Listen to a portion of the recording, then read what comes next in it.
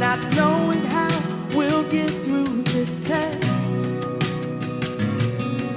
but holding on to faith, you know best. Nothing can catch you by surprise. You got this figured out, and you're watching us now. And when it looks as if we can't win, wrap us in your arms and step in.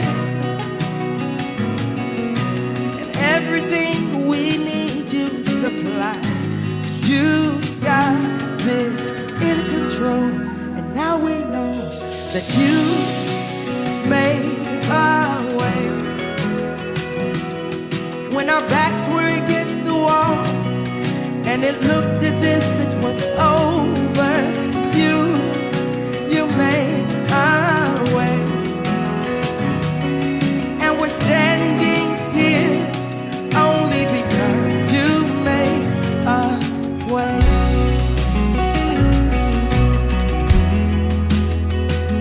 You made a way.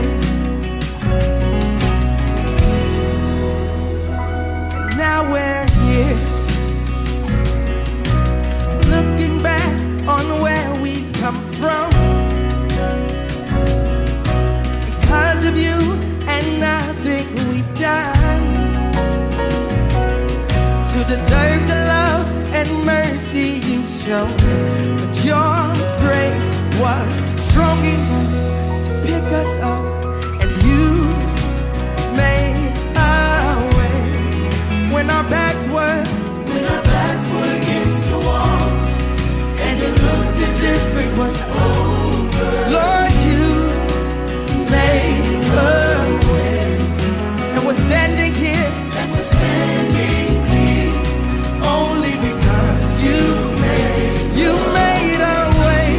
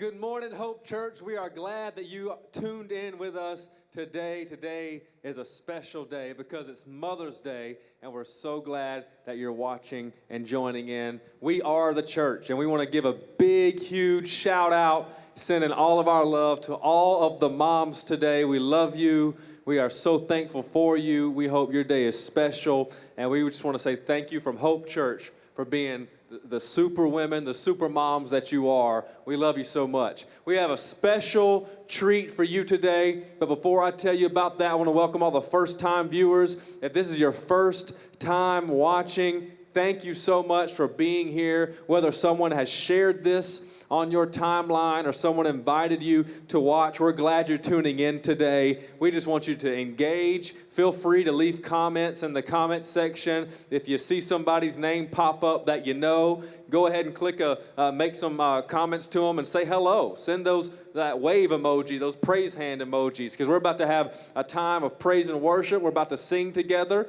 I know it might feel a little different in your house, but hey, look, that's how the church got started, in houses. And we're going to continue that. I believe God's presence is right there in your house and can meet you wherever you are at. Listen, we got a special treat for you today. It's Mother's Day, and I can't wait to worship together as a church. We have our friend Israel Houghton leading us today in worship, and I want us all to engage together. Let's sing together, and let's worship God as Israel Houghton leads us in worship. Good morning, Hope Church, Warner Robins, Georgia. It's such an honor to be coming back and being with you guys today. Happy Mother's Day to all the mothers at Hope Church. I honor my friends, Jordan and Brittany Poole, Pastor Jordan and Brittany. I love you guys. Thank you for allowing me to just participate today on Mother's Day. It's a special day. We're going to worship together. It's going to be amazing. Let's go.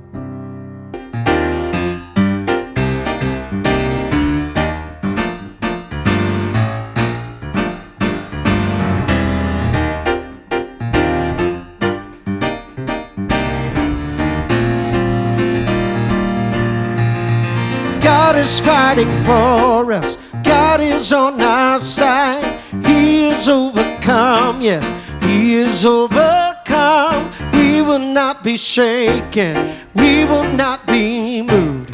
Jesus, you are here. Oh, carrying our burden, covering our shame. He is overcome. Yes, He is overcome. We will not be shaken. We will not be moved. Jesus, you are here. I will live. I will not die. The resurrection power of Christ alive in me, and I am free in Jesus' name. Yeah. Oh.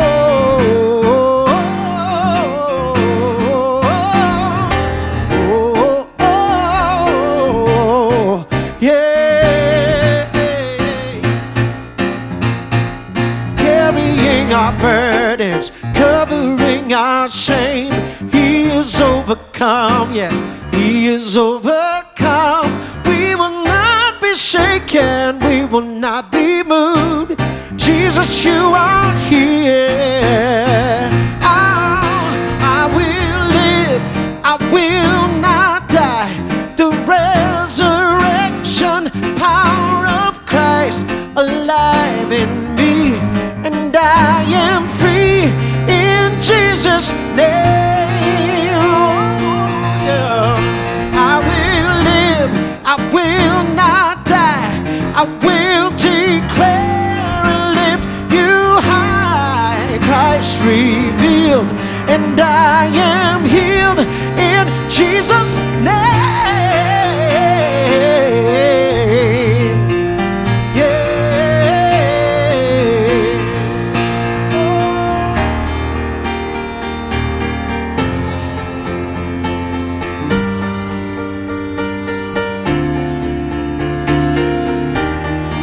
There's power in the name of Jesus to break every chain. Yeah.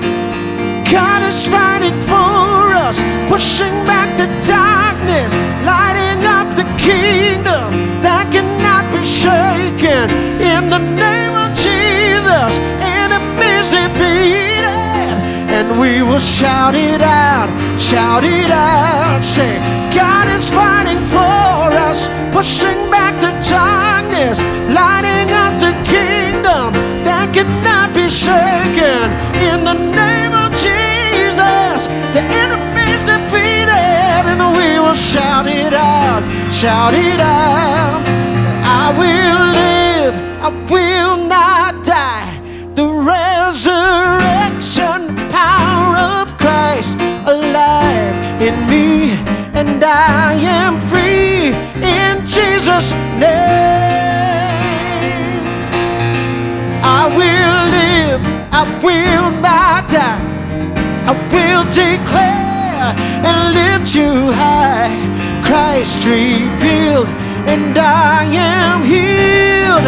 God is fighting for us, pushing back the darkness, lighting up the kingdom that cannot be shaken. In the name of Jesus, enemies defeated, and we will shout it out, shout it out. Say, God is fighting for us, pushing back the darkness, lighting up the kingdom that cannot be shaken.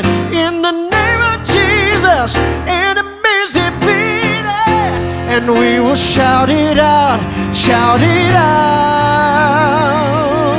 We got a reason to shout, yeah.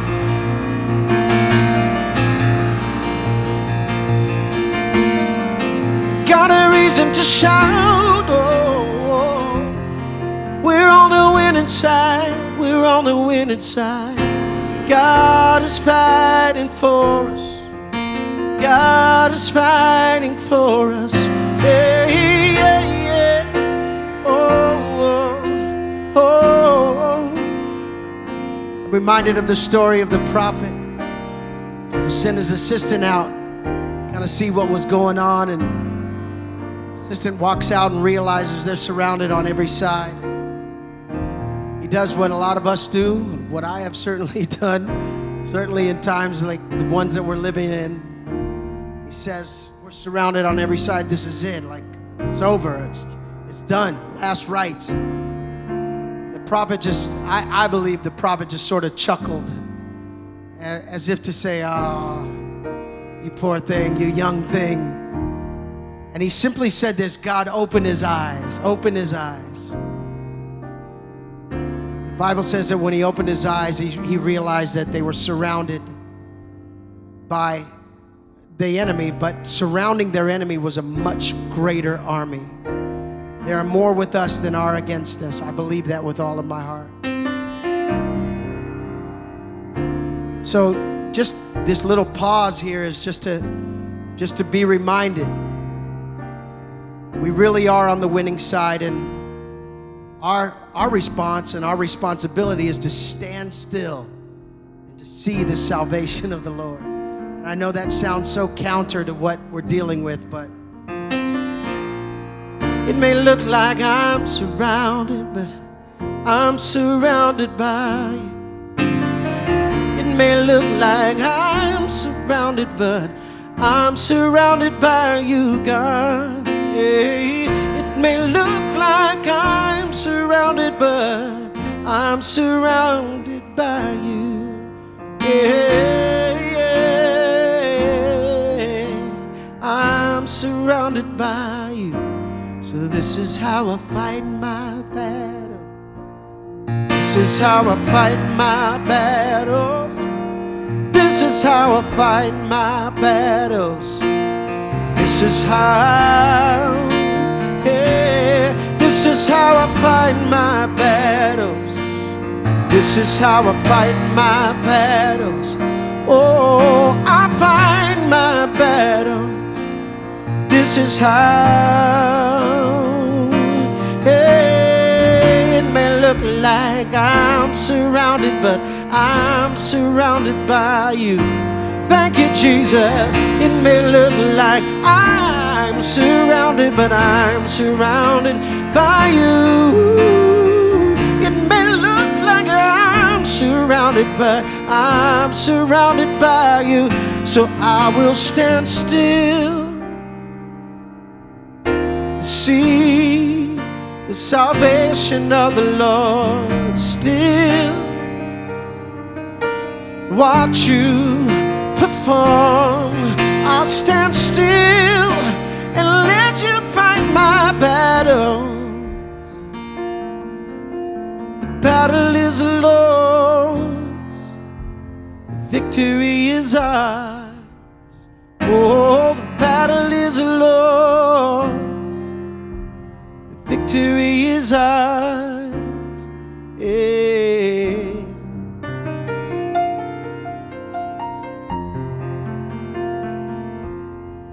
Thank you, Jesus. God is fighting for us, pushing back the darkness, lighting up the kingdom. His kingdom that cannot be shaken. Whoa, and in the name of Jesus, enemy is defeated, and we will shout it out, shout it out. I dare you to lift your voice right where you are and make some noise. All right.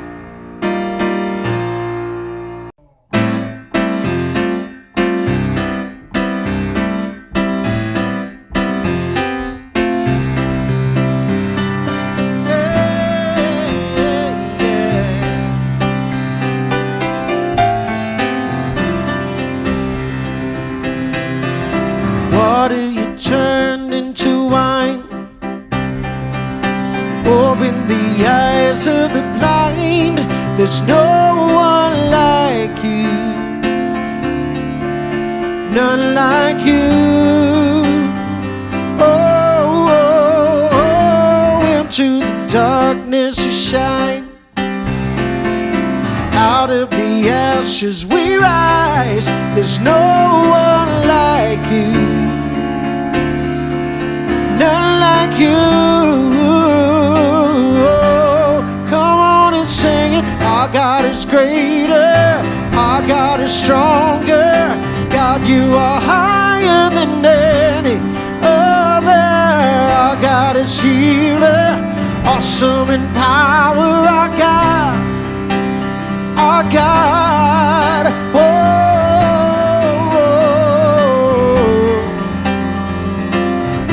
no one greater than you, no one greater, Lord.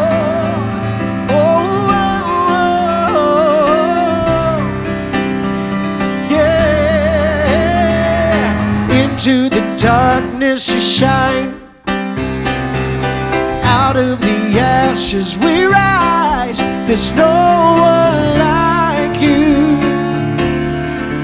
none like you. Oh no, our God is greater, our God is stronger. God, you are higher than any other. Our God is healer, awesome in power. Our God, our God, sing it out. Our God is greater, our God is stronger. God, you are higher than any other.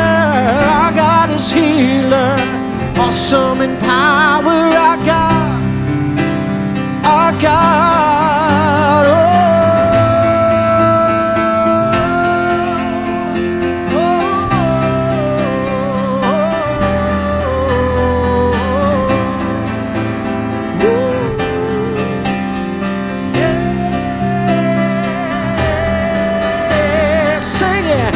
If our God is for us, then who could ever stop us? And if our God is with us, then what could stand against? And if our God is for us, then who could ever stop us? And if our God is with us, then what could stand against? Oh, then what could stand against? Oh,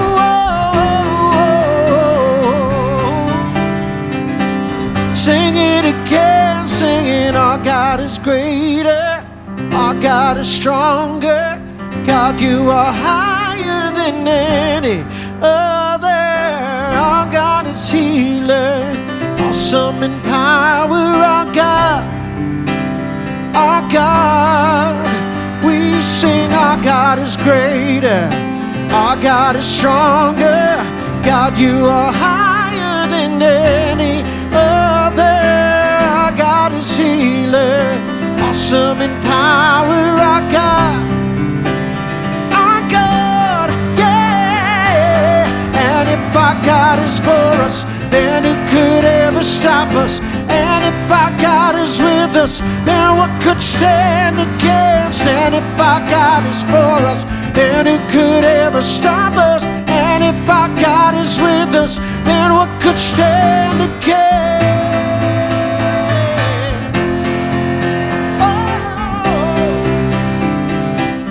What could stand against? Ooh. There's no one like our God. Oh.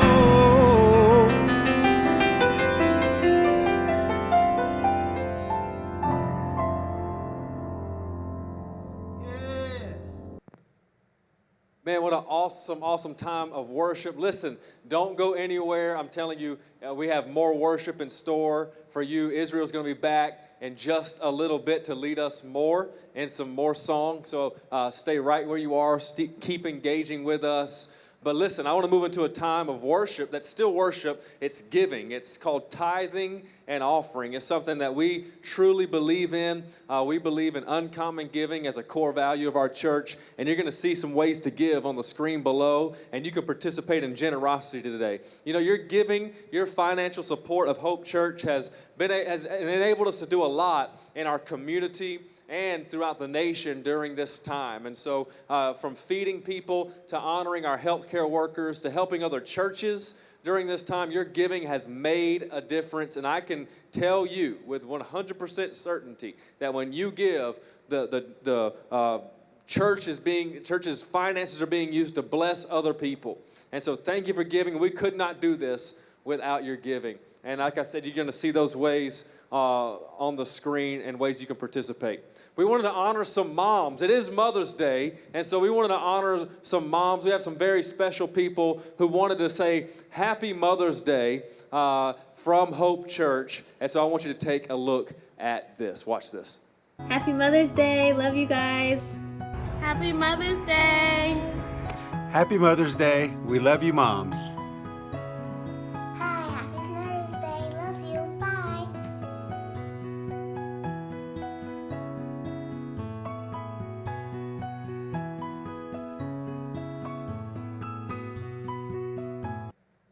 I love that. All those awesome people just celebrating moms. Moms, we love you. So thankful just for who you are as moms. And listen to all of those who your mom might not be here with you right now. We're praying for you. And man, today I want to encourage you. Just think about all the great memories with your mom and just all the great things that they poured into your life. And I think we can celebrate moms everywhere today. And so we're so thankful for Mother's Day. What an awesome day it is to honor some great women in our life. Listen, I'm going to preach a message today in our series called Season of the Underdog. We are in this series about a man named Gideon in the Bible, and we're going to go in a moment to Judges chapter 7. We're going to keep our story rolling of Gideon and how God used this underdog to perform one of the greatest victories, one of the most lopsided victories in history. And but I want to tell you my topic first because I want you to really grab a hold of this. I think at some point, some of us have experienced this moment. We've had moments where this statement, this phrase, whatever it is, has really been something that we've had to deal with. And my message title today is called Separation Anxiety. Separation Anxiety. And you're going to see what I'm talking about just in a moment. Listen, it's Mother's Day, and so I was thinking about memories about my mom and what I could share about my mom and how I could, maybe think about all the great things she's done in my life and how she's always been there. She's always taken care of me, just been a great mom. And I couldn't think about a better memory to share with you today than this one. It's so vivid to me, this memory. And so it was back when I was 5 years old. Some of you probably wondering, how can I remember what happened at 5 years old so vividly? But I don't know either. Maybe it was just the situation that made me remember it so clearly. But I was 5 years old, and I was on my way to my first day of kindergarten at Bon Air Elementary School. I was on my way to kindergarten, my first day going to kindergarten, and I can remember it. We walked in to Bon Air Elementary, and my mom's walking me in to the school building. We walk in the school building, and we turn right to go down the hallway to Miss Turner and Miss Archer's classroom. I remember the names of the teachers. And so we walk down the hallway, and I'm walking hand in hand with my mom, got my backpack on that's probably way too big for me, and I'm walking down the hallway, and we get to Miss Archer and Miss Turner's kindergarten classroom, and I go in the room with my mom, and I take a look around, and I hadn't noticed that my mom had let go of my hand at that moment. And so I'm taking a look around the room, and I'm seeing kids that are my age, playing with some blocks over here, maybe putting a puzzle together over here. And I'm just kind of surveying the room the way a 5-year-old does. And I'm looking around the room, and I hadn't noticed that my mom had let go of my hand, and so I turned to go and see where Mom's at. And Mom had gone. And at that moment, tears started to fill my eyes. Started to look around the room. Maybe Mom was playing a trick. Maybe Mom was playing a joke. But she wasn't, because Mom had left. She was leaving me in this kindergarten classroom. I couldn't believe it, and I started to have a panic moment. I started to freak out a little bit, and Miss Turner and Miss Archer tried to appease me with animal crackers, but the animal crackers just wouldn't do. And so, what did I do? My little 5-year-old self, I bolted.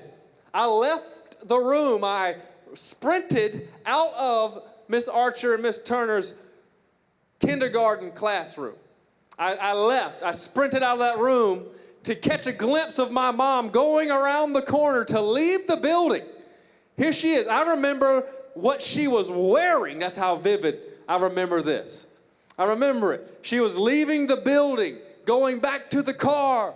Can you believe she would leave me there? I couldn't believe it. And so I ran, and I grabbed a hold of my mom's leg. True story. True story.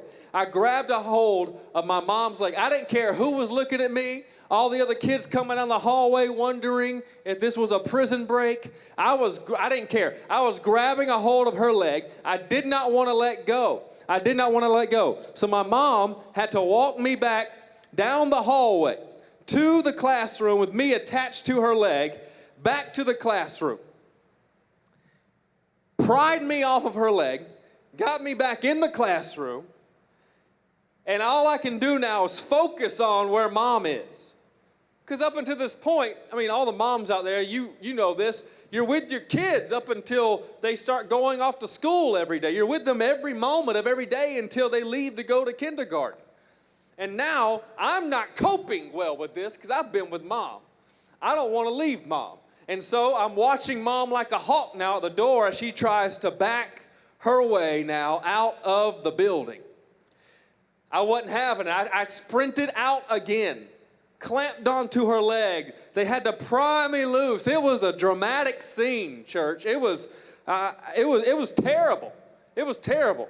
And so they finally got me to come off of my mother's leg and into the classroom. And I remember crying, and one of the other kids just staring at me across the table, just looking at me like, man, this is normal, bro. Just get used to it.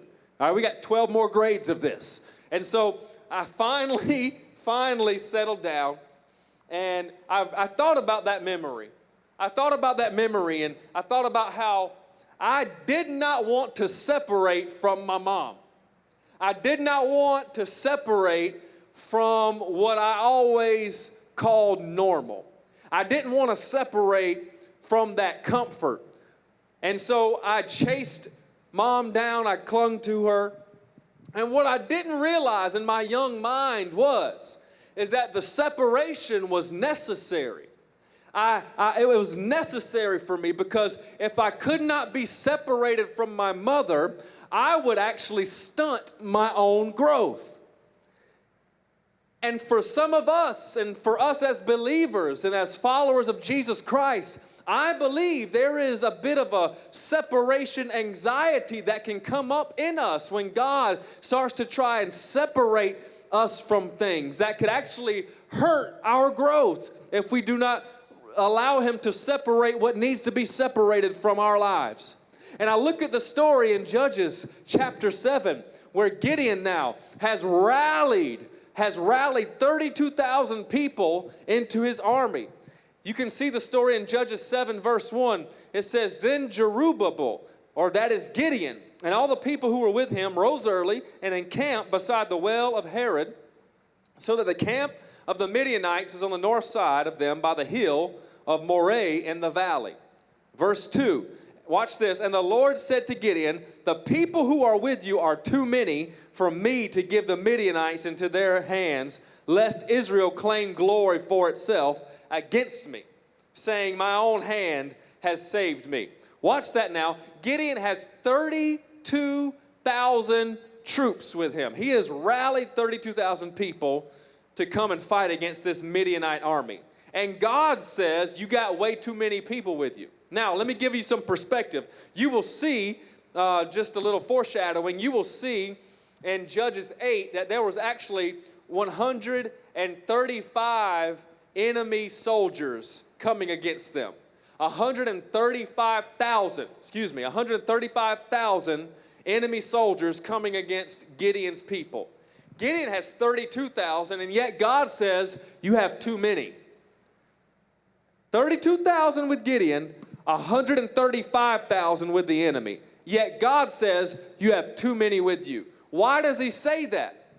He says you have too many with you because if you guys go out there with 32,000 soldiers and you end up beating the 135, you'll be more likely to say you did it. You'll be more likely to say it was in your own strength, it was in your own power. But when God says He don't want to do it by your strength or your power, He wants to do it by His Spirit. And I believe we are in a move of God's Spirit where it's not going to be by might, it's not going to be by power, it's going to be by His Spirit in these days ahead of our world and the church. Church, we need to get ready for a mighty outpouring of God's Spirit. It's not going to be by might, it's not going to be by power, it's going to be by the Spirit of God that the sick are healed, that the deaf can hear, that the depressed come out into experiencing true joy and the love of Jesus Christ. So He's not going to do it by our amazing resources and production. Think about that. Gideon had 32,000 people, and God said, you got too many. What did God tell him to do? He said, here's what you're going to do since you have too many. Let's keep reading. Verse 3 in Judges 7, he said, here's what you're going to do. Now, therefore, proclaim in the hearing of the people, saying, whoever is fearful and afraid, let him turn and depart at once from Mount Gilead. Watch this now. And 22,000 of the people returned, and 10,000 remained. I have to be honest with you. If God told me that I had too many people with me, I'd be like, okay, maybe you're talking about we might have a few hundred extra that, God, we don't need. Okay, great. Not 22,000. 22,000 of Gideon's army leaves in a moment.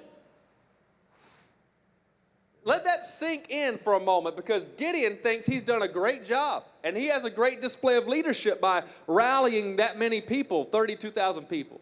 But to sit there and to say, if you're fearful or afraid, go ahead and go on home.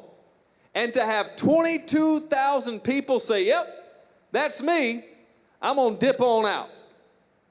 22,000 people did that. How many, let's be honest, church, how many of us, and if we were in Gideon's shoes, said, yeah, I'm going to keep charging forth. You know what? What's 22,000? Let's just keep moving forward. No, I think some of us would have been questioning, God, I needed those 22,000. I needed that resource. I needed those people. I needed that building. Come on, church. How many of us have clung to a physical building on Sunday mornings? Now God is saying, I've separated you from a building just to show you how powerful I still am. That God can't be contained in a building. He can't be limited by a couple of hours on a Sunday morning. And He is wanting a real relationship with you. And I think there has been a separation that has occurred, but I believe there are still people dealing with a separation anxiety of trying to cling to what was comfortable. Are you clinging today to what was comfortable? Are you clinging to what you've always been comfortable with? And are you not allowing God to separate you from what's kept you comfortable?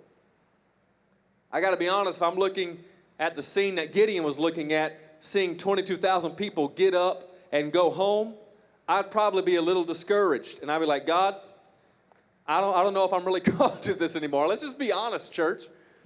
I mean, that's a mass crowd leaving at once to say, yeah, I was afraid. And I thought about how all those people at the first call that Gideon put out said, yeah, we're with you. Yeah, we're with you. 22,000 of them weren't actually with Gideon because they were fearful and they were afraid. What if God's trying to separate us from our fear? What if God's trying to separate us from a lack of courage, and He's trying to separate us from the things that we cling to in times of fear instead of clinging to Him? I believe He's looking for people who are courageous and people who are bold and won't cling to their comfort, but will say, God, if you've called me to this, if you've called me with 300, if you've called me with 22,000, if you've called me with 10, you've called me to it, so I'm going to walk in my purpose no matter what comes, let come what may, but you, Lord, you're still on the throne, you're still in charge. Gideon saw 22,000 people be separated from him. Lord, I needed those people. They were going to help us win. But God is up to something. God is up to something. Remember last week we talked about how God gave Gideon peace before He gave Gideon an army. Gideon is now having to cling to that peace. He's having to cling to the peace instead of the provision. Don't miss that point. Cling to the peace of God instead of the provision. I believe God gives us peace before provision, because if He gave us provision before peace, would we have the peace to sustain what He gave us? Paul said, I've learned to be content in whatever state, in much or in lack. I think right now we can lean into God and say, God, I want to have peace no matter what. I want to have peace before anything else. I want to be able to sustain what you put in my hands. And God is teaching Gideon that. 22,000 return, but 10,000 remain. Okay. All right, we still got 10,000 people. We can still do something with 10,000 people. I can see Gideon right now. I know I would be like, okay, it's 22,000. That's a hit. That's a lot. But we still got 10,000 people, right? Let's check the roll one more time. We still got 10,000 people. We can still do some damage with 10,000 people.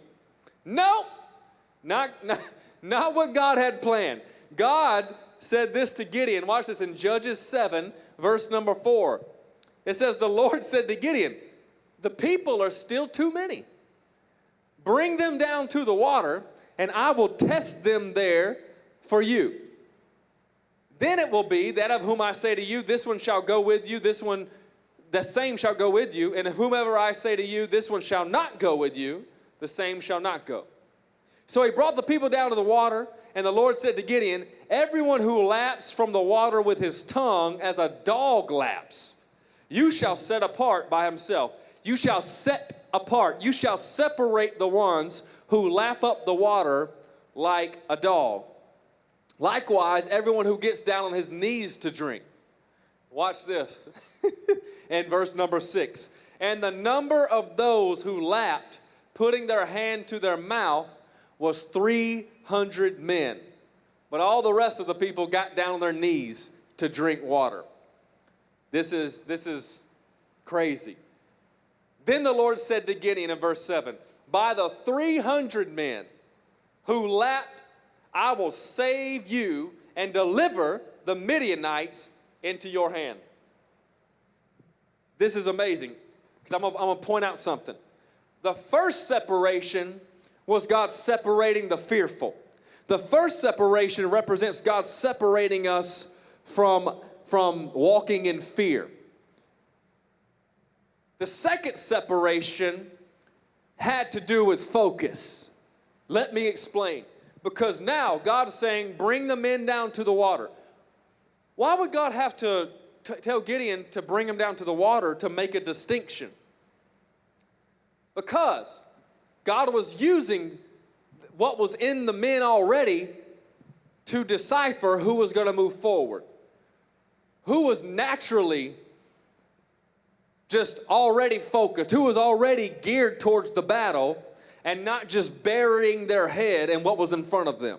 You know, it's real easy to bury your head in the news. It's real easy to bury your head in the problems around our world.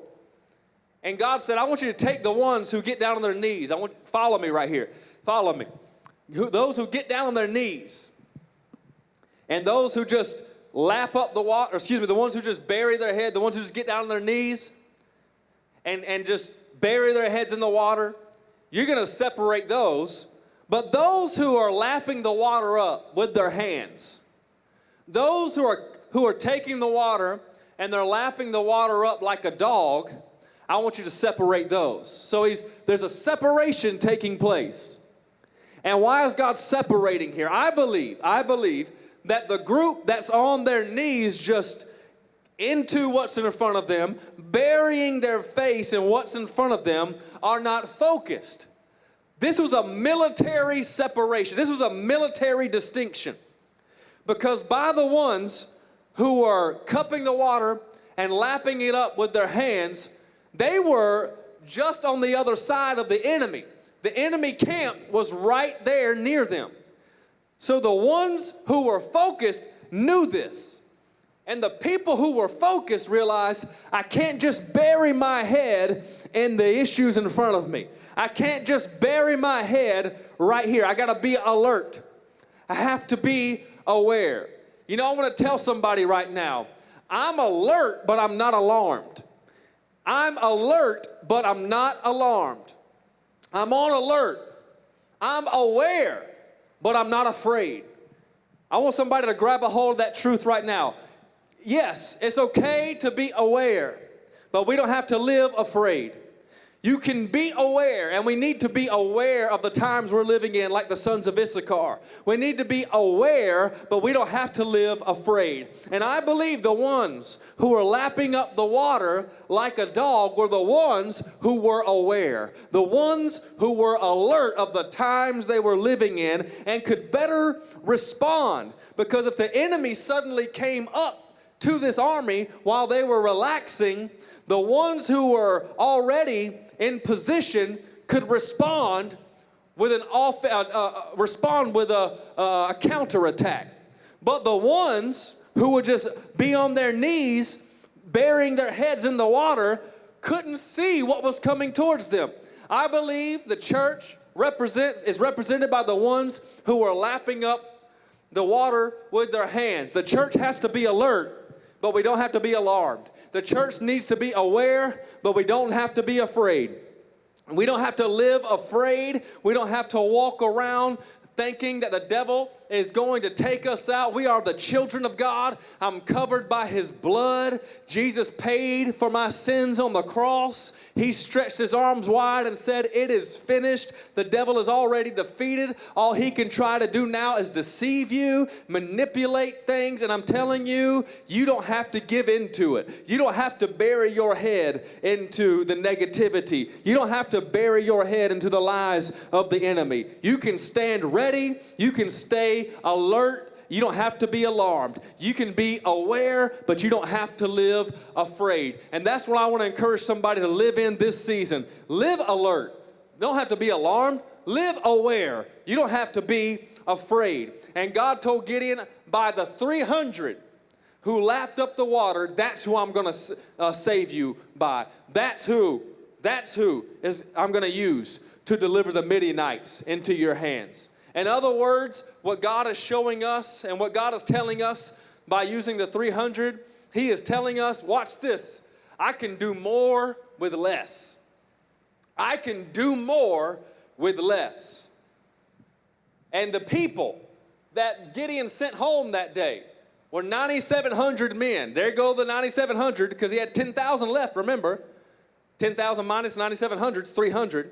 I'm not a math expert, but I believe that's right. 10,000 minus 9,700 is 300 men left. And so he's got 300 men left.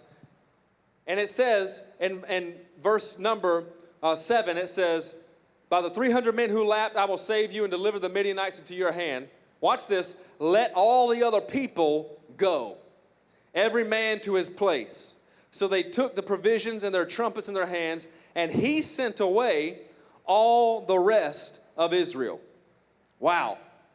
Do you know how much faith that took Gideon? That took for Gideon to do that. Because Gideon could have clinged like I cling to my mother's leg. No, I've always had this. I don't want to let this go. Come on, do you have a habit? Do you have an addiction? Do you have a bad way of thinking that you're just clinging to and you refuse to let go because it's just always been there? It's been your comfort blanket for way too long. You've gotten comfortable being dysfunctional, and the enemy has tricked you into thinking that, yeah, it's okay to cling to this. All the while, you don't even realize the life is being drained out of you, that the relationship you thought was good for you is actually hurting you. And so we need to wake up to that fact, church, that yes, God wants to separate you from things that we've called comfortable. And everything we've called comfortable don't always have to be negative, don't always have to be bad. Some things that God's trying to separate us from can actually be good things that were good in last season. But good is not going to get you to great. What got you there won't get you here. And so I believe God wants to separate us from the things that we've tried to cling to, like my mother's leg in Bonner Elementary School, on the kindergarten hallway, clinging to her leg. Are some of you clinging to things God's trying to separate you from in this season so you can come to the place where you say, not by might, not by power, but by my Spirit. And God said, by who is left over, that's who I'm going to use to bring deliverance. By who's left over. You know what we call that in Scripture? A remnant. We call what's left over a remnant. And watch this, in Romans chapter 11, verse number 5. I want you to see this. It says, even so then, at this present time, there is a remnant according to the election of grace. You know who the remnant is? That's you and me. If you're a blood-bought believer in Jesus Christ, Spirit-filled, you are the remnant. You are the remaining. You are the leftover that God is using by his election of grace in this time, in this season. Can I tell you, God always has a remnant. God always has 5 loaves and 2 fishes. God always has water that he can turn into wine. God always has another net that can be thrown on the other side. God always has a standard that's going to be raised up when the enemy comes in like a flood. And that's you and that's me. And it's time for the remnant to come together and to rise up as the church and realize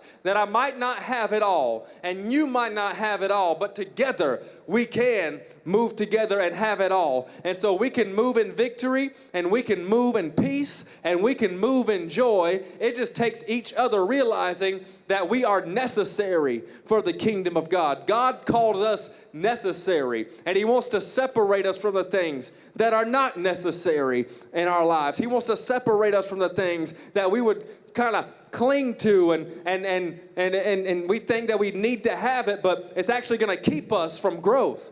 See, what I didn't realize back in that kindergarten hallway was that if I didn't separate for my mom for a couple of hours, I couldn't have grown. I could not have matured. I would not have learned. I would not have grown in my intelligence.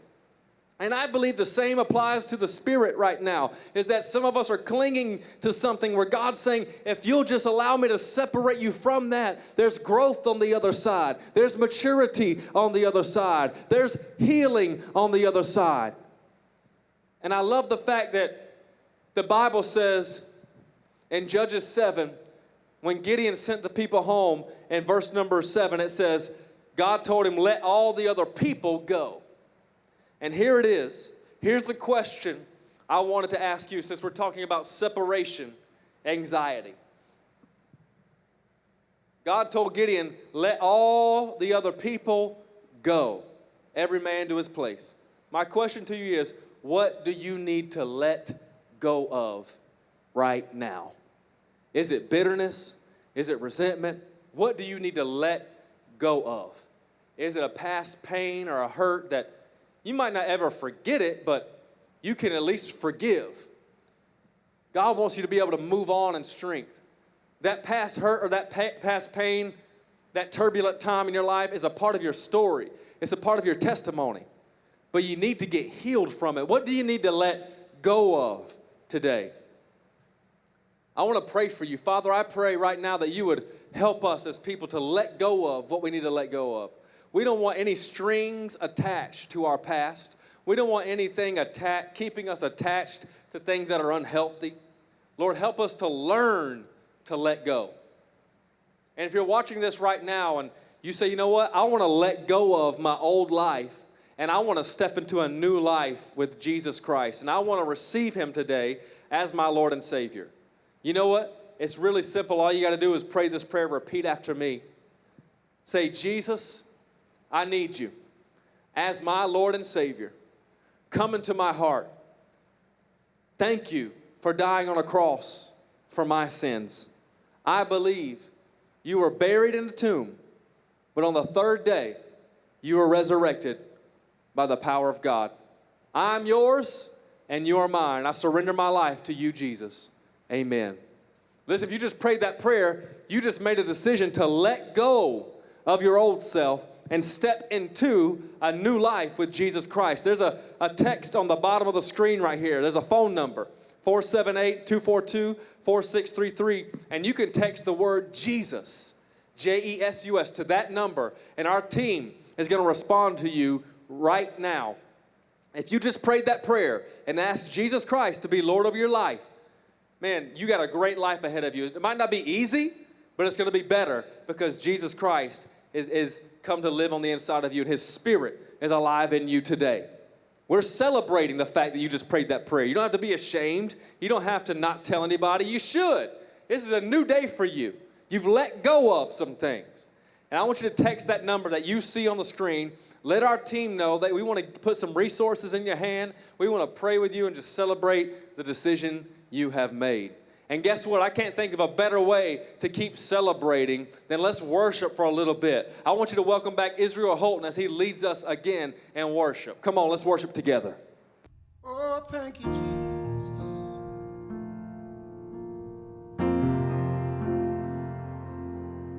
Oh.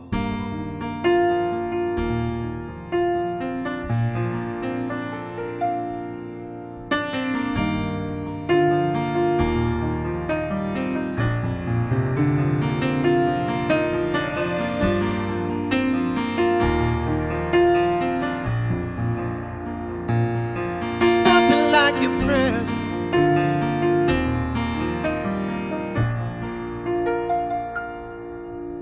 Say, who is like you, Lord, in all the earth? Matchless love and beauty, endless worth. But nothing in this world will satisfy. Jesus, you're the cup that won't run dry. Your presence is heaven to me.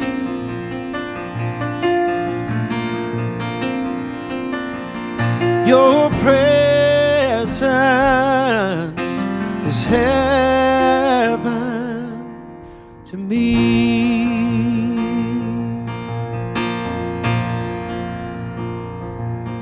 You are the treasure of my heart and of my soul. In my weakness you are merciful. Thank you, Lord. Redeemer of my past and present wrongs, and holder of my future days to come. Yes, you are. Your presence is heaven to me.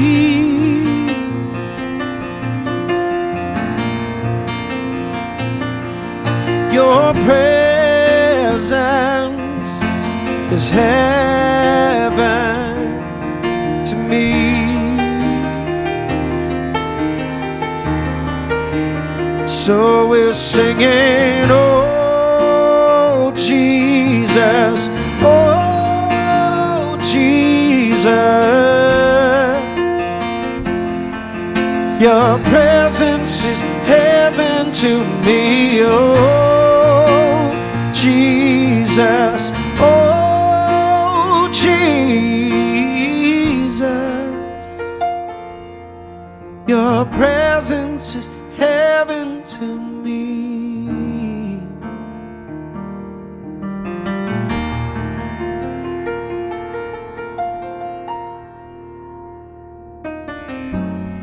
So all my days on earth I will await the moment that I see you face to face. And nothing in this world will satisfy. Jesus, you're the cup that won't run dry. Nothing in this world will satisfy, no. Jesus, you're the cup that won't run dry. If you believe it, sing it out. Jesus, you're the cup that won't run dry. You never run dry. Your presence is heaven to me.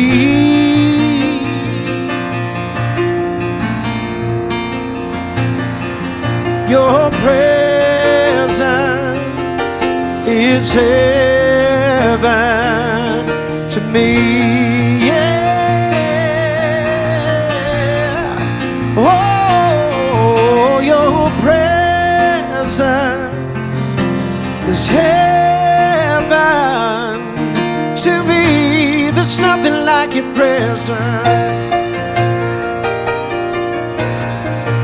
Your presence is heaven to me. Yeah, yeah. So we're singing, oh Jesus, oh Jesus. Your presence is heaven to me, singing, oh Jesus, oh Jesus.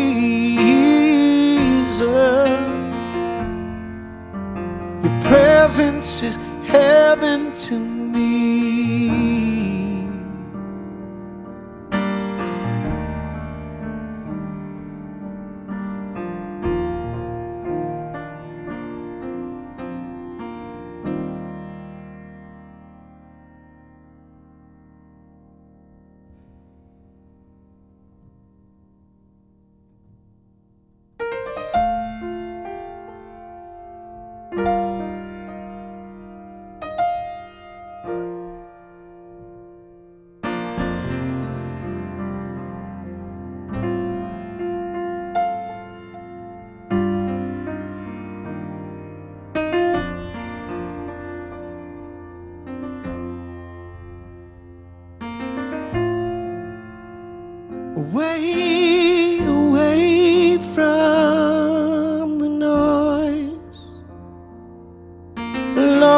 with you. Away, away to hear your voice and meet with you.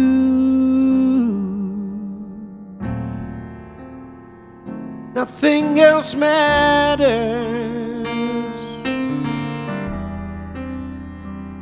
My one desire is to worship you. I live to worship you. I live to worship you. Hey, to worship you. I live to worship you. I live to worship you. Oh,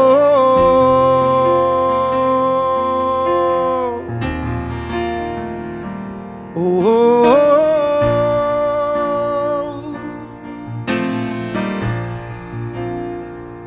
oh,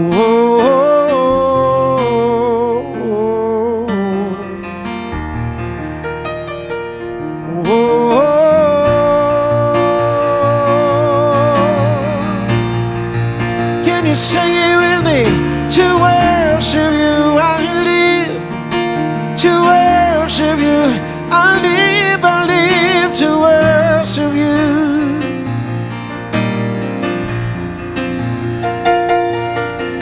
To worship you, I live.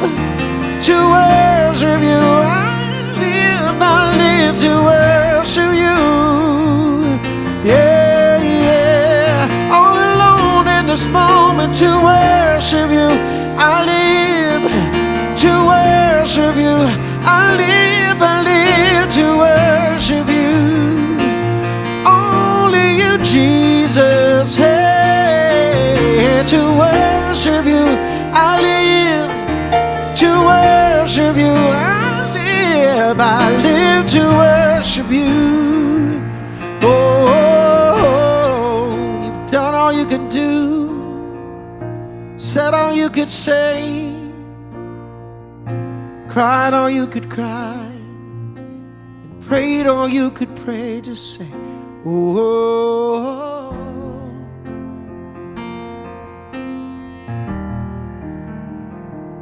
oh, oh.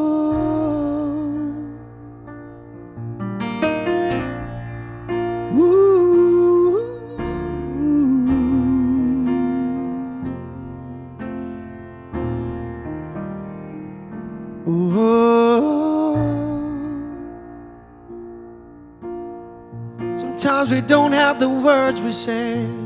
Oh, we just cry out, Jesus.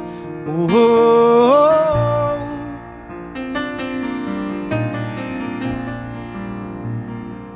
oh, oh,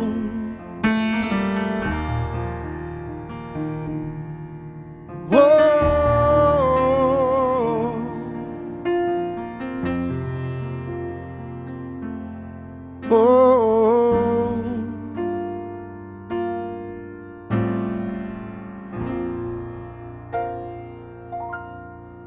God bless you, church.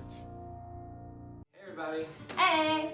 we're so glad you chose to join us today for our online experience. If you just prayed that prayer to say yes to Jesus, Congratulations! and welcome to our family. We have a team on standby that wants to connect with you and give you resources to help you grow. Please text Jesus to 478-242-4633. Wait, so are you texting Jesus or are you texting the word Jesus? Well, Jesus is the word, but you're definitely texting JESUS to 478-242-4633. Speaking of that same number, go ahead and add that as a contact to your phone. We want to make it easy to connect with us, so if you have a prayer request, text prayer to that same number. Done. Yeah. One more time, that's 478-242-4633. Also, if this is your first time joining us online, we want to welcome you as our guest. Text guest to What was that number again? I know it, but it's at the bottom of your screen, so we're good. One of our core values at Hope Church is uncommon giving. Whether you call Hope Church your home church, or if you're a guest with us today, whoop whoop, we want to invite you to give with us in worship. Did you know that giving was an act of worship? Yeah. It's awesome to see what Jesus does with Hope Church in our community. With our tithes and offerings, more people get fed, needs are being met, and hope is being spread in ways like this online experience. You can worship with your tithe and offering through 3 easy ways. Number 1. By using the Secure Give app and selecting Hope Church as your home organization. Number 2. You can mail it in to P.O. Box 8308, Warner Robins, Georgia 31095. Number 3. You can text GIVE to 866-954-7806. Yeah! We know that was a lot to remember, so you'll see a graphic pop up on your screen with all that information. Feel free to take a screenshot or snap a picture to help you remember. It has been amazing worshiping with you today. Invite a friend next week and join us at 9:30 a.m. on Hope Church's Facebook page. See you then. See you then.